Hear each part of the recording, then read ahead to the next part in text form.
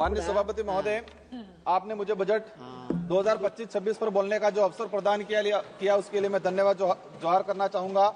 मैं भारत आदिवासी पार्टी की तरफ से देश के आदिवासी, दलित, ओबीसी, मुस्लिम, अल्पसंख्यक, गरीब, मजदूर एवं इस देश में रहने वाला प्रत्येक गरीब वर्ग का व्यक्ति जो मानवता और भारत देश के संविधान में विश्वास करता है, उनकी तरफ से बोलने के लिए खड़ा हुआ हूं।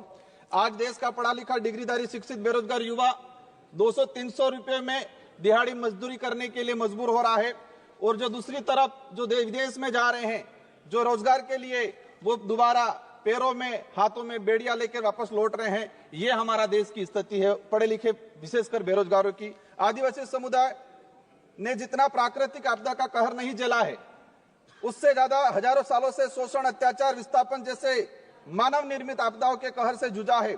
और उसका अगर उस आदिवासी समुदाय को आधुनिकता की लाइन में लाके खड़ा करना है तो विशेषकर एक आर्थिक पैकेज देने की आवश्यकता है, और साथ ही संविधान के अंदर जो प्रावधान है 5वीं अनुसूची और 6ठी अनुसूची का, और विशेषकर पैसा एक्ट को उसको धरातल पे लागू करने की सख्त जरूरत है।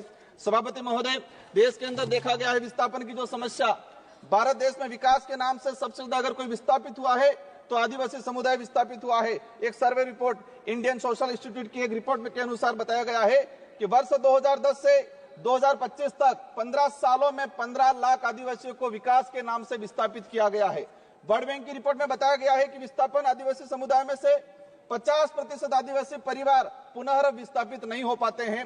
साथ ही भारत देश में एक सर्वे रिपोर्ट में आया है कि जो आदिवासी समुदाय है अपने जीवन काल के दौरान कम से कम 50% आदिवासी एक उम्र के अंदर 2 बार विस्थापित होते हैं।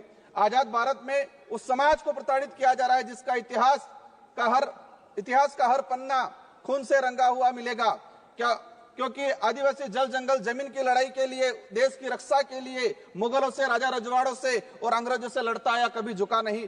लेकिन आज उनकी हालत बेहद बेहतर है।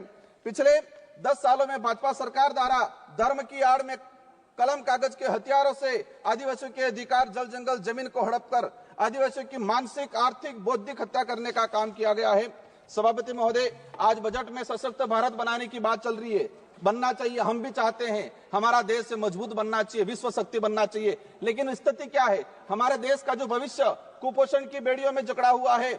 NFS 5 की रिपोर्ट बताती है कि आदिवासी बच्चों में 55% आदिवासी कुपोषित, और उसमें भी 42% बच्चे गंभीर एनीमिया से पीड़ित है। और आज देखा गया इस बजट के अंदर कि कुपोषण को दूर करने के लिए कोई बजट का प्रावधान नहीं किया गया है।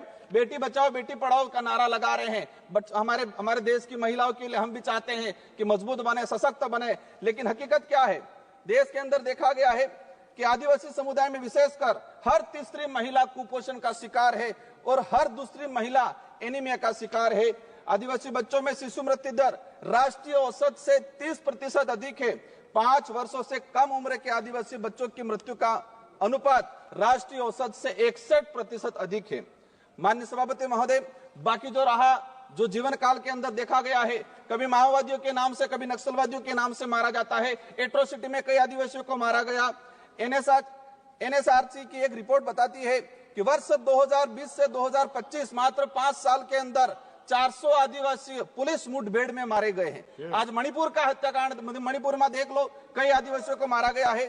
छत्तीसगढ़, झारखंड का आम आदिवासी कभी उधर नक्सलवाद, माओवादी की गोलियों के से कहीं के निशाने पे है, उधर पुलिस की गोलियों पे निशाने है। बीच में आम व्यक्ति जो है वो आज उसके साथ अत्याचार हो रहा है। हर दिन एक न एक व्यक्ति मारा गया है। आदिवासी, दलित, पिछड़ों को सशक्त बनाए बिना हमारे देश, भारत देश को सशक्त भारत बनाने की कल्पना करना एक कोरा सपना रह जाएगा।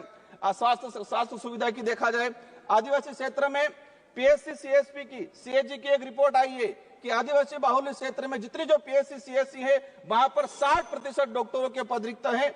देश में मात्र 18% आदिवासी गर्भवती महिलाओं को ही संस्थागत प्रसव का लाभ मिल पा रहा है। संस्थागत प्रसव का सिर्फ मात्र 18%। सभापति महोदय, 1 मिनट का रहा है। शिक्षा की बात करें, हमारे राजस्थान के अंदर जाडोल कोटड़ा के अंदर जहां से एक मंत्री जी आते हैं, वहां पर 14 वर्ष से अधिक बच्चों को स्कूल और पेन, पेंसिल, किताब क्या है वो नहीं पता है। आज देखा गया है यूनेस्को की एक रिपोर्ट में देश में देश में 35% आदिवासी बच्चे ड्रॉप आउट हो रहे हैं और राष्ट्रीय औसत 12% है। 8%, मात्र 8% आदिवासी युवा उच्च शिक्षा की पढ़ाई पूर्ण कर पा रहा है। देश के अंदर देखा गया है वर्तमान में कि 85% आदिवासी परिवार की पहली पीढ़ी पढ़ रही है और 20% आदिवासी ऐसा है जिनकी पहली पीढ़ी भी आज पढ़ाई नहीं कर पा रही है। बकाया छात्रवृत्ति 2-2 साल से छात्रवृत्ति नहीं आ रही। हमारे राजस्थान के अंदर केंद्र से बजट रिलीज नहीं हुआ है। राष्ट्रीय विदेश छात्रवृत्ति योजना शुरू की 2013 के अंदर 20 बच्चे जा रहे थे आदिवासी समुदाय के, मैडम 1 मिनट का रहा है, और आज भी 20 बच्चे जा रहे। 2013 में हमारे देश से विदेश में 1,90,000 बच्चे पढ़ने जा रहे थे। आज 2024 के अंदर 13 लाख जा रहे हैं, लेकिन आदिवासियों के लिए वो 20 सीटें हैं, वही 20 सीटें आज तक वो बढ़ाई नहीं गई है। लास्ट में अंतिम में कहना चाहूंगा, नरेगा के अंदर इस बार देखा गया बजट कोई नहीं बढ़ा गया है। नरेगा की मजदूरी 200 रुपए मिल रही है, उसको 600 रुपए तक किया जाए और 100 दिन का जो रोजगार है वो 200 दिन तक किया जाए।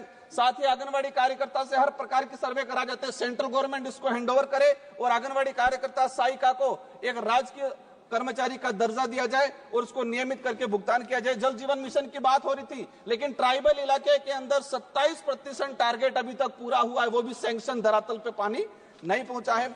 अंत में कहना चाहूंगा, एकलव्य मॉडल की बात चल रही थी। हम चाहेंगे, अभी घोषणा के स्वागत करते हैं इस बात का, लेकिन उसको धरातल पे इंप्लीमेंट बहुत जल्दी होना चाहिए। किसानों की बात है, देखा गया किसानों पे गोलियां बरसाई जा रही। किसान क्या डिमांड कर रहा है? एमएसपी की डिमांड कर रहा है। किसान चाहता है जो खेत में जिस मेहनत से उसने कमाया है। सभा की कार्यवाही मंगलवार दिनांक 11 फरवरी 2025 को प्रातः 11 बजे तक के लिए स्थगित की जाती है।